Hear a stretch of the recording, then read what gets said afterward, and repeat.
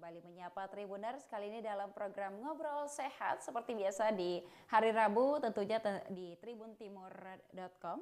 Dan kali ini Tribuners kita akan memperbincangkan terkait prostat.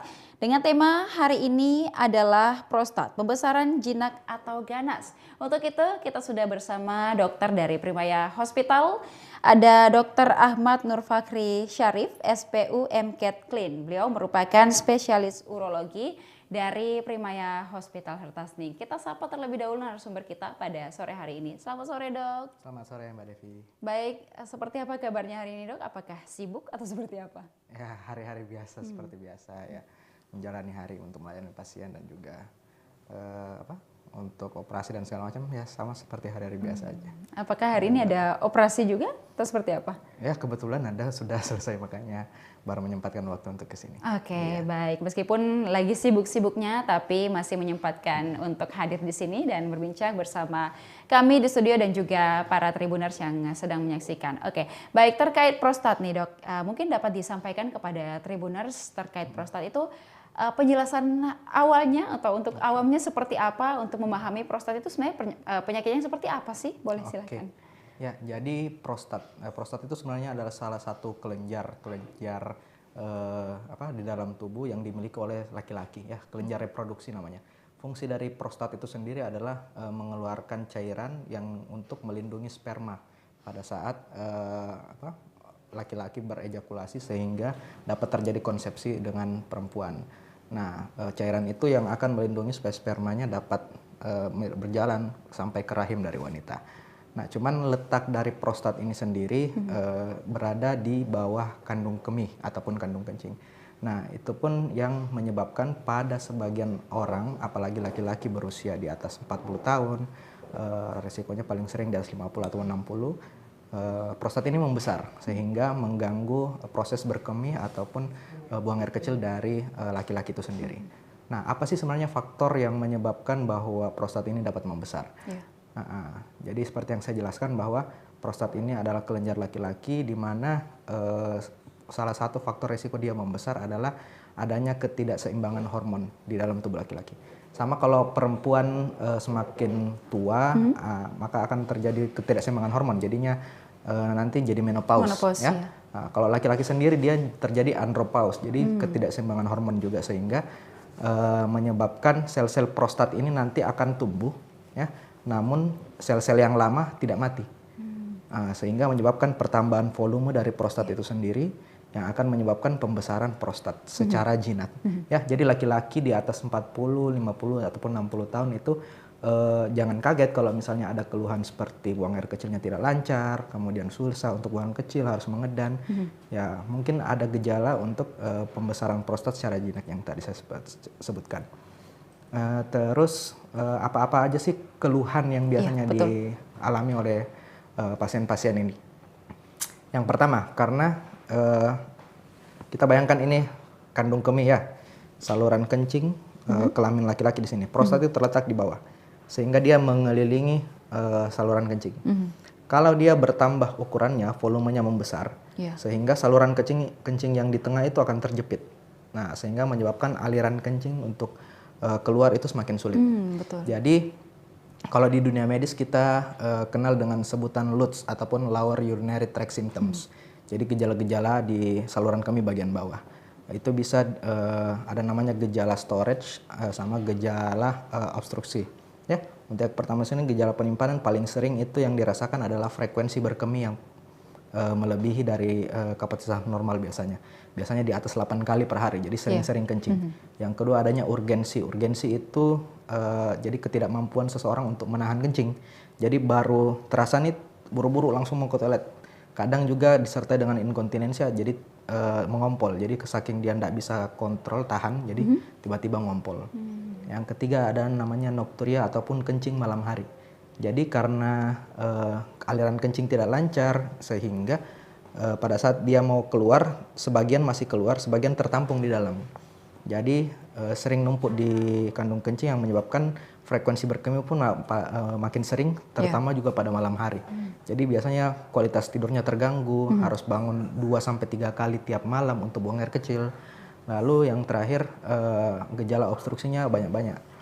Apakah yang pertama dia harus mengedan ketika buang air kemih, lalu rasa tidak lampias, jadi aduh aku tidak sudah plong kencing, gitu ya? nggak plong, kok masih ada kayak rasa nggak tuntas gitu. Dan yang terakhir ada namanya terminal dibling, jadi sudah selesai berkemih tapi terakhir masih netes-netes keluarnya. Jadi karena kandung kemih itu udah berusaha buat mompa keluar ini, cuman gara-gara terhalang sama prostatnya itu, sehingga menyebabkan keluarnya nggak mancur, malah menetes ke bawah. Seperti itu. Jadi gejala yang paling sering dirasakan seperti yang saya sebutkan tadi. Nah, terus kemudian kita bahas sih faktor resikonya apa aja. Betul. Ya. Kalau pembesaran prostat tuh ada dua sebenarnya. Ada yang jinak, ada yang ganas. Yang jinak itu dialami oleh sebagian besar laki-laki di atas 40 tahun. Ya. Yang ganas disebabkan oleh beberapa faktor resiko. Yang paling sering adalah terpapar radikal bebas ataupun paling sering utama adalah merokok. Merokok, oke. Baik. Merokok adalah salah satu faktor pencetus terbesar, sekitar 45-50% terjadinya kanker prostat. Ya, jadi yang ganas itu kita sebut dengan kanker prostat, yang jinak kita sebut dengan pembesaran prostat jinak ataupun bahasa medisnya itu BPH. Ya, terus kalau kanker prostat, apakah bisa ditularkan nggak sih dari keturunan apa segala macam? Dari penelitian yang sebelum-sebelumnya memang bahwa ada faktor resiko apabila orang tua yang terkena kanker prostat, mutasi gennya itu dapat turun ke anak ataupun keturunannya. Tapi paling sering itu keturunan Afrika Amerika. Ya, untuk Asia sih sementara penelitiannya masih aman. Keturunannya Afrika Amerika, lalu yang kedua di atas 40-45 tahun paling sering. Terus yang ketiga mungkin itu tadi merokok, ya, salah satu ketiga faktor terbesar pencetusnya kanker prostat. Untuk yang jinak ya biasanya laki-laki normal di atas 50-60 tahun biasanya mengalami keluhan. Oke, baik dok, terkait tadi kita membahas terkait usia. Apakah memang prostat ini hanya bisa terjadi setelah usia 40 atau mungkin ada juga kasus ditemukan pada usia sebelum 40 itu dok? Atau seperti apa? Untuk pada kasus sebelum 40 tahun ataupun mepet-mepet 40, untuk pembesaran prostat jinak itu jarang sekali kita temukan.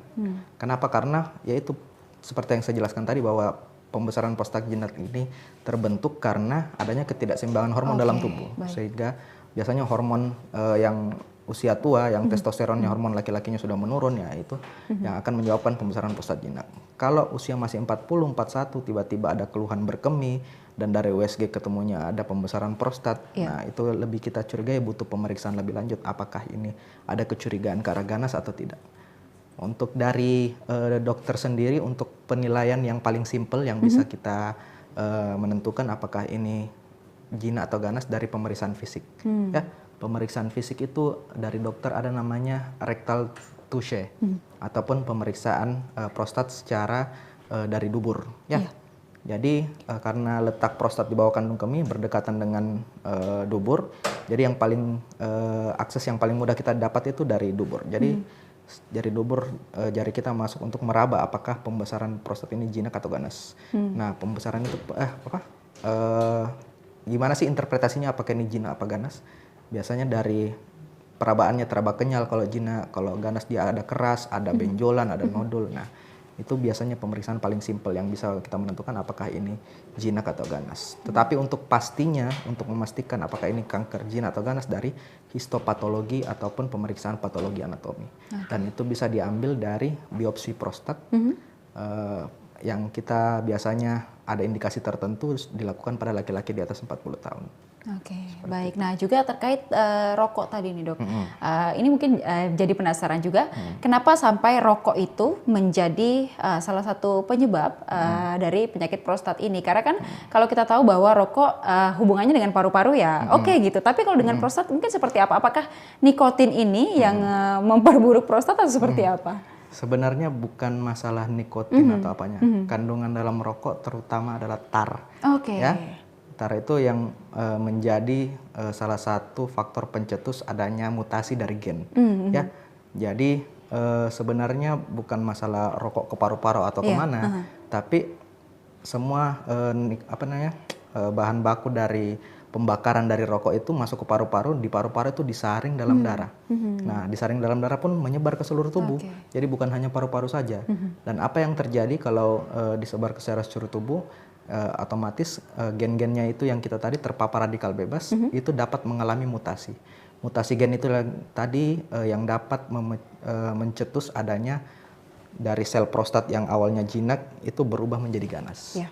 Nah, lama-kelamaan apabila menumpuk bertahun-tahun merokok 20 sampai 30 tahun, yang awalnya sedikit lama-lama menjadi banyak. Nah, itulah yang nanti akan menyebabkan terjadinya kanker prostat seperti itu. Baik. Nah, kalau memperbincangkan ini kan prostat artinya terkait pria begitu, Dok. Nah, tadi kita sudah bahas terkait rokok. Nah, kebiasaan buruk lain dari pria adalah alkohol. Apakah alkohol juga mempengaruhi prostat atau seperti apa? Kalau dari penelitian terakhir sih, alkohol itu sebenarnya merangsang kandung kemih untuk berkontraksi terus-menerus. Ya, untuk penelitian ke arah kanker itu sampai saat ini mungkin masih minim. Ya, belum ada penelitian yang mengarah ke arah kuat bahwa dia dapat menyebabkan ke arah keganasan. Ya. Tapi ya namanya alkohol kan memabukkan ya. Kalau dari saya sih jauhi aja ya. Karena apa yang nggak baik buat tubuh itu pasti udah diatur nggak baik untuk semua. Ya. Tapi dari penelitian yang paling sering dipaparkan paling utama adalah rokok. Jadi buat Tribuners yang masih merokok, apalagi laki-laki, ya kalau bisa di stop aja. Jangan nanti tua baru stop.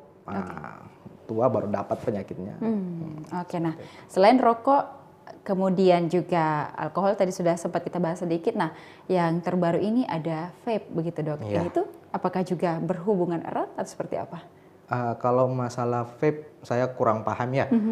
Karena vape itu kan dia dari liquid cairan yang diubah pembakarannya, namanya pembakaran secara kimiawi. Nah, kita tidak tahu apakah kimiawi itu dapat juga merangsang mutasi gen apa segala macam, karena namanya vape baru, mungkin peneliti-peneliti di sana masih meneliti ya, apakah ada hubungannya terhadap keganasan apa. Tapi ya ke arah kanker paru-paru sudah ada penelitiannya. Untuk ke arah kanker prostat ya belum, sampai saat ini sih belum ada. Apakah nanti ke depannya ada juga, karena sudah bisa nih menyebabkan kanker paru-paru, ya bisa aja juga menyebabkan kanker yang lain. Tapi kita masih menunggu penelitian lebih lanjut begitu ya terkait vape ini. Dan tapi masalahnya artinya sudah membahayakan paru-paru, jelas tentunya ada dampak buruk lainnya bagi tubuh. Baik, dan juga, Dok, selain tadi pola hidup buruk yang seperti merokok, alkohol dan lain sebagainya, untuk pola makan sendiri, Dok, apakah ada makanan-makanan tertentu yang juga akhirnya bisa memperparah begitu ataupun juga mempercepat adanya gangguan di prostat dari seorang pria? Oke, untuk makanan dan minuman sih sebenarnya nggak ada hubungannya, karena seperti yang saya bilang tadi bahwa pembesaran prostat ini karena faktor hormon ya. Jadi bukan makanan yang berpengaruh sehingga membesarkan prostat, enggak.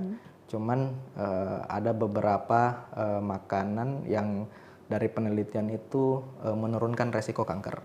Seperti paling utama itu adalah tomat ya. Jadi tomat itu sebenarnya ada penelitian terbaru bahwa dia dapat menurunkan resiko kanker sebanyak 15-20%. Nah, sehingga bagi Tribuners yang mau mencegah segala macam, makan sayur-sayur, makan buah-buah, terutama tomat bisa. Kemudian untuk pola hidup sendiri, bagaimana sih caranya supaya mencegah terjadinya itu? Satu, kandung kemihnya harus dilatih dengan cara yang pertama minum air cukup, ya rutin 2 liter per hari. Dengan minum air cukup, sehingga yang pertama mencegah infeksi ya saluran kemih, karena kalau terbentuk prostat kalau sudah mendapat gejala dari prostat, resiko infeksi itu akan semakin tinggi karena kencing itu lama mengendap di dalam tubuh, jadi sulit untuk keluar sehingga kuman-kuman itu dapat bersarang di sana. Dengan minum banyak diharapkan dapat keluar secara rutin dan juga dicuci saluran kemihnya kita. Yang kedua, olahraga teratur ya. Olahraga teratur juga berjalan minimal 30 menit satu hari, itu sudah cukup untuk pola gaya hidup sehat. Yang ketiga berat badan ya. Berat badan harus diatur di angka BMI body mass index yang normal 23 sampai 25. Terus dan yang terakhir mungkin penelitian yang sebelum-sebelumnya juga mengatakan bahwa hubungan suami istri yang rutin itu dapat menurunkan resiko kanker. Jadi buat Tribuners yang sudah menikah, silahkan. Dengan catatan ya dok, yang sudah menikah. Ya, baik. sudah menikah. Nah, ini juga terkait suami dan istri begitu dok. Nah, mungkin ada para laki-laki atau pria yang mungkin baru menikah pada usia-usia yang sudah 30 menjelang 40 mungkin, dan apakah resiko dari prostat ini juga sangat berpengaruh dengan bagaimana nantinya mereka mempunyai keturunan begitu. Apakah cukup sulit untuk memiliki keturunan atau seperti apa? Oke, jadi untuk memiliki keturunan sendiri ini sebenarnya tidak ada masalah ya. Karena kenapa? Fungsi dari prostat itu sendiri yaitu mengeluarkan cairan untuk melindungi sperma, ya. Karena sperma kan kita dihasilkan dari testis laki-laki kanan kiri, sehingga nanti spermanya itu akan berjalan ke prostat, ya. Lalu dari prostat mengeluarkan cairan untuk melindungi sperma itu. Lalu setelah itu keluar dari alat kelamin laki-laki. Nah, kalau misalnya masih menikah, kemudian misalnya ya umur-umur 50 lah gitu, kemudian masih mau punya anak nih, terus dapat istri baru nih misalnya, mau punya anak. Nah, terus dia memiliki gejala prostat, ya sebenarnya itu obat-obatan yang dapat mempengaruhi sebenarnya. Karena kenapa? Pada saat dia mengalami gejala prostat, dia nih secara tidak langsung ya butuh terapi lah, pengobatan lah. Akhirnya dia kontrol nih ke dokter urologi. Dok, saya dapat prostat, saya memiliki gejala prostat nih, mau buang air kecil saya agak lancar. Gimana nih solusinya? Nah, dari kita ada namanya obat untuk melebarkan saluran kencing yang terjepit tadi karena prostat. Golongan obatnya itu alpha blocker ya. Tetapi efek samping dari obat ini sendiri menyebabkan leher kandung kencing pun ikut rileks. Jadi pada saat laki-laki ejakulasi, leher kandung kemih itu dia tertutup sehingga ejakulasi sperma itu dapat keluar ke depan. Dengan pemberian obat alpha blocker yang kita berikan untuk melancarkan berkemihnya, leher kandung kemih pun ikut rileks pada saat laki-laki ejakulasi, sehingga spermanya itu dirasakan nggak keluar ataupun sedikit, tetapi sebenarnya itu keluar tapi nggak ke depan, malahnya ke belakang. Nah, jadi itu biasa kita tanyakan pada laki-laki yang mau mengonsumsi alpha blocker, apakah sudah menikah, kemudian sudah mempunyai anak berapa, apakah dalam waktu dekat ini ada rencana untuk punya anak lagi atau enggak. Karena obat-obatan seperti alpha blocker itu kalau dari sisi medis namanya menyebabkan retrograde ejakulasi. Retro artinya ke belakang, ya. Jadi ejakulasi yang harusnya meluncur ke depan, dia malah lari ke belakang. Nah, sama dengan laki-laki yang pada saat terkena gejala prostat nih, terus kita pastikan apakah ini pembesaran prostat jinak atau ganas. Itu sebenarnya dapat kita screening dengan pemeriksaan darah, ada namanya PSA, prostat specific antigen. Kalau misalnya dia di angka rendah, curiga ke arah jinak aja, dengan biopsi pun misalnya memberikan hasil jinak, ada teknik operasi yang bisa kita lakukan secara minimal invasif ya, apabila pengobatan medikamentosa itu gagal. Jadi laki-laki memiliki keluhan kemudian sudah minum obat tapi tidak ada perubahan, kencing masih sulit, akhirnya kita laksanakan tindakan operatif. Tindakan operatif ini pun sekarang sudah berkembang, apalagi di bidang urologi, minimal invasif tanpa luka ataupun tanpa sayatan lagi. Ya, jadi alat endoskopi masuk ke lubang kelamin, ke saluran kencing sampai ke prostat yang menyempit ataupun mencekik saluran kencing itu, ya kita laser ya ataupun kita kerok menggunakan kauter gitu supaya yang terjepit tadi itu bisa terbuka lebar sehingga diharapkan kencingnya bisa lancar lagi. Cuman efek samping dari operasi itu sama dengan obat alpha blocker, jadi menyebabkan retrograde ejakulasi. Sehingga untuk laki-laki yang mau malas minum obat misalnya, kemudian mau dilakukan tindakan operatif, biasanya kita paling sering harus edukasi kemudian menanyakan terkait yang tadi saya sebutkan, apakah sudah punya anak, apakah dalam waktu dekat ini memiliki rencana untuk punya anak lagi atau tidak, karena sekali dilakukan itu tidak bisa kembali lagi, seperti itu. Oke, baik. Jadi kalau di Primaya Hospital sendiri apakah sudah ada teknologi seperti demikian yang disebutkan oleh dokter tadi untuk pengobatan dari prostat sendiri, dok? Ya, seperti apa? Untuk di Primaya Hertasning sendiri, karena kan di Primaya Hertasning kita sama-sama tahu bahwa itu rumah sakit yang baru ya. Nah, saya pun di sana itu baru bergabung juga, belum terlalu lama, sehingga untuk penyediaan fasilitas itu masih dalam tahap penyelesaian ya. Untuk alat-alatnya pun sendiri sudah dipesan sehingga mungkin dalam waktu 2 atau 3 bulan ke depan sudah ada, sehingga pasien-pasien yang memiliki gejala seperti yang disebutkan tadi dapat kontrol, sehingga kalaupun misalnya nanti membutuhkan tindakan operatif, kita bisa lakukan di Primaya Hospital Hertesning. Oke, baik. Dan juga dok, ini mungkin dapat dijelaskan sedikit terkait perbedaan antara prostatitis, kemudian pembesaran prostat jinak dan juga kanker prostat. Mungkin apa hal atau gejala yang bisa kita lihat untuk membedakannya? Oke, ketiganya memiliki gejala yang sama seperti yang saya sebutkan, yaitu LUTS, Lower Urinary Tract Symptoms. Ya, karena ketiganya ini menyebabkan prostat membesar nih, cuman nggak tahu yang mana. Kalau pembesaran prostat yang jinak biasanya hanya menyebabkan gejala yang seperti saya sebutkan tadi.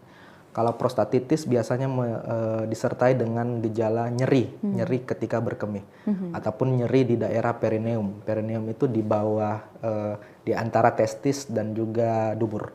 Ya, biasanya nyeri tidak tertahankan pada saat berkemih, sakit, kemudian ada riwayat demam, ya, itu namanya prostatitis, adalah infeksi pada prostat. Jadi gejala-gejala infeksi pun dapat menyertai dari prostat itu sendiri. Untuk yang pembesaran prostat jinak ataupun ganas itu memiliki gejala yang sama, ya. Tetapi paling sering kalau ganas biasa disertai dengan hematuria ataupun BAK-nya berdarah, seperti itu. Kalau prostatitis biasanya juga menyebabkan pada saat ejakulasi spermanya bercampur dengan darah. Karena kan namanya infeksi nih namanya prostatnya. Nah, prostat ini mempunyai fungsi tadi mengeluarkan cairan yang melindungi sperma. Pada saat dia keluar bersama, cairannya itu terdapat cairan inflamasi ataupun cairan radang, ya, sehingga bercampur seperti warna kemerahan, seperti itu. Untuk pembesaran prostat sendiri yang jinak, ya biasanya usia tua, ya. Kalau usia-usia muda 30-40 tahun, paling sering kita diagnosa dengan prostatitis ataupun pembesaran kanker prostat. Baik, nah bagi seorang pria begitu dok, pemeriksaan rutin terkait prostat mungkin dapat dilakukan harus secara berkala kah, atau pada saat merasakan gejala baru mendatangi vaskes terdekat untuk melakukan pemeriksaan? Untuk pemeriksaan laki-laki sebenarnya kita punya program, ya, urologi punya program itu bagaimana menurunkan angka keganasan ataupun tumor secara dalam hal prostat. Ya, screeningnya itu dari kolegium ataupun dari guideline yang kita pelajari bersama sama urologi, bahwa pemeriksaan darah yang tadi saya bilang yaitu PSA. Ya, PSA itu screening usia laki-laki di atas 50 tahun kalau dengan tanpa faktor resiko. Faktor resiko yang tadi saya jelaskan, keturunan Afrika Amerika, yang ataupun yang kedua riwayat merokok lama, ya. Biasanya di atas 50 tahun. Kalau misalnya ada mempunyai faktor resiko di atas 40 tahun, boleh cek PSA rutin berkala pemeriksaan awal. Jadi misalnya pemeriksaan awal kan rentang normal PSA sebenarnya gitu dari angka ya di bawah 2, ya, normalnya di bawah 2, kemudian 2 sampai 10 itu masih abu-abu, ya, masih ada, bisa karena infeksi, kemudian bisa karena memang volume prostatnya membesar, dan di atas 10 itu biasanya kita curiga ke arah keganasan, ya. Kalau misalnya laki-laki ini di atas 40 tahun ada riwayat merokok lama dan segala macam, tiba-tiba pengen ngecek aja, cek PSA, tiba-tiba angkanya misalnya naik nih di atas 10 ataupun antara 2 sampai 10, ya silahkan kontrol ke dokter spesialis urologi biar kita dapat diagnostik lebih lanjut. Karena mencegah lebih baik daripada mengobati, ya. Karena di Indonesia ini rata-rata pasien yang datang ke urologi sudah sampai ke stadium yang tingkat lanjut. Jarang yang datang dengan stadium awal yang bisa sebenarnya kita obati supaya kankernya itu tidak makin menyebar atau dan segala macam. Baik, nah untuk risiko kematian sendiri dok, apakah pada saat kanker sudah menyebar atau seperti apa? Resiko untuk kanker prostat sendiri, ya, ini kan kanker prostat penyebab nomor 1 kematian kanker urologi di bidang urologi, ya, di dunia. Kalau di seluruh kanker itu dia kalau nggak salah peringkat 3 atau 5 kalau nggak salah, ya. Jadi paling banyak laki-laki memang meninggal karena kanker prostat. Karena kenapa? Satu kali kena kanker prostat tidak akan bisa sembuh. pasti nanti dia akan mencapai fase namanya MCRPC ataupun castrate resistant. Kalau dari urologi bilang itu yang sudah tidak berpengaruh terhadap obat-obatan ataupun pengaruh kemoterapi dan segala macam, dia sudah resisten terhadap pengobatan. Mungkin pada saat awal diberikan pengobatan kanker prostat, dia responsif gitu, sel-sel prostatnya turun, dia nggak menyebar, tapi sel-sel prostat ini lama-lama akan beradaptasi, beradaptasi terhadap obat-obat yang kita yang kita berikan, sehingga nantinya dia akan modifikasi lagi tubuhnya, kemudian bermutasi lagi, sehingga dia menyebabkan resisten terhadap pengobatan yang kita berikan. Jadi, nah dalam waktu rentang kapan sih dari yang kanker fase awal sampai fase akhir yang resisten itu terjadi? Nggak ada yang tahu. Ada yang 10 tahun, ada yang 2 tahun, ada yang 1 tahun. Itu semua karena ujung-ujungnya pasti nanti akan mencapai ke fase resisten. Penelitian kita seperti itu. Sehingga untuk kanker prostat saat ini mungkin bisa dikontrol, tetapi belum bisa untuk diobati, disembuhkan seperti itu. Oke, baik. Nah, ini dok, untuk menuju ke kanker prostat itu, apakah dari pada saat pembesaran prostat jinak itu apakah sudah akhirnya nanti bisa ke sana kalau tidak diobati atau seperti apa? Seperti yang saya bilang tadi bahwa kanker prostat ini kan karena mutasi gen ya. Itu pun biasanya dalam waktu yang jangka yang cukup lama. Jadi bukan tiba-tiba dari gini langsung berubah jadi kanker, enggak. Artinya sudah dari awal umur 30 misalnya, kemudian 10 tahun ke depan ataupun 20 tahun ke depan merasakan gejala. Nah, itu yang menyebabkan kanker prostat. Tapi kalau misalnya dari awal laki-laki udah pembesaran prostat jinak, hasil PA juga udah kita periksa ternyata nggak ada tanda-tanda ganas, untuk berubah ke arah ganas itu enggak. Nah, jadi sekali ganas ya akan ganas. Kalau jinak ya seterusnya akan jinak. Karena kalaupun misalnya dia umur 50 tahun nih terdiagnosa jinak, tapi habis itu dia ngerokok terus 20 tahun ke depan umur 70 tiba-tiba jadi ganas ya bisa aja. Tapi itu dalam waktu yang cukup panjang. Nah, nggak semata-mata ngerokok langsung jadi ganas, enggak. Itu butuh waktu mutasi dari gen ataupun sel-sel dari prostat itu. Baik, nah ini juga dok terkait rokok, ini kan kalau laki-laki itu susah untuk disuruh berhenti merokok begitu. Nah mungkin ada tips dari dokter mungkin karena apalagi orang-orang yang sudah merasakan gejala begitu, tapi masih sulit untuk mungkin mengurangi sudah bisa, tapi untuk total berhenti merokok itu banyak yang masih sulit begitu dok. Mungkin ada saran dari dokter? Gimana ya? Susah soalnya itu pribadi masing-masing. Ya? Pribadi masing-masing. Ada yang bisa dikasih tahu, ada yang enggak. Nah paling usaha yang paling real sih cari hobi ataupun kegiatan yang dapat mengisi waktu ya, karena orang kan paling sering ngerokok itu satu kalau lagi kosong, kemudian lagi nongkrong sama teman-teman. Kalau orang-orang bilang abis makan ya nggak enak rasanya kalau nggak ngerokok. Nah, itu kan sebenarnya disadari dari diri sendiri aja. Apalagi laki-laki yang sudah berkeluarga, punya anak, masa mau nunjukin ke anak sendiri bahwa bapak ini nyari penyakit gitu kan. Ya, sebenarnya harus dari kesadaran diri sendiri. Tapi untuk anak-anak usia muda ya, apalagi umur-umur 20 yang sekarang lagi mencari jati diri ya, itu cari kesibukan, cari hobi, apakah olahraga, lari nih yang lagi happening,